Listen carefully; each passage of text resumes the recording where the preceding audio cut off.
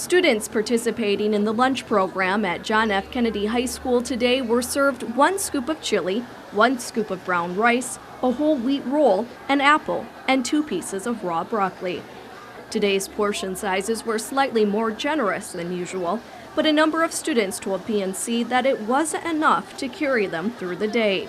JFK Assistant Principal Hannah Gutierrez says portion sizes and selection are what she hears students and parents complain about the most when it comes to meals being served at the school. I know that some of the complaints from parents is that the portions are too small. I've heard from parents at other schools too that sometimes they're not getting the same amount as what they're hearing kids are being served at other schools. JFK is one of 34 schools served by Sodexo Food Services, which is now under its second contract with the Department of Education. PNC contacted the local Sodexo office for an interview, but the staff could not speak with us without permission from their corporate office in Maryland. Gutierrez, however, tells PNC that she believes the small portions are the result of new federal guidelines, which also require schools to follow strict nutritional guidelines.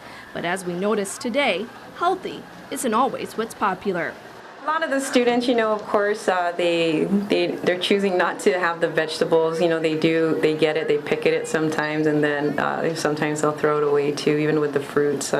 Today it was an apple that they were served, and some of them would take it too, and they'll eat it afterwards. Gutierrez notes that student participation at JFK is low, with 200 to 250 students eating breakfast each day, and anywhere from 400 to 500 students eating lunch.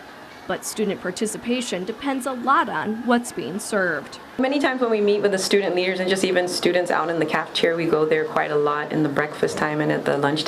They'll always say they want a different selection, like we said, the variety.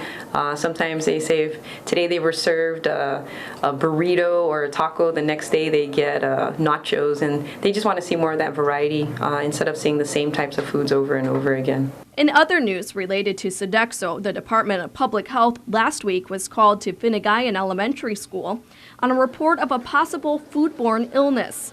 While Public Health was unable to determine if the illness was caused by the food served by Sodexo that day, an inspection of the cafeteria resulted in 30 demerits. The C rating given to Sodexo will require a follow-up inspection from Public Health to ensure that the concerns are corrected. Betsy Brown, PNC News.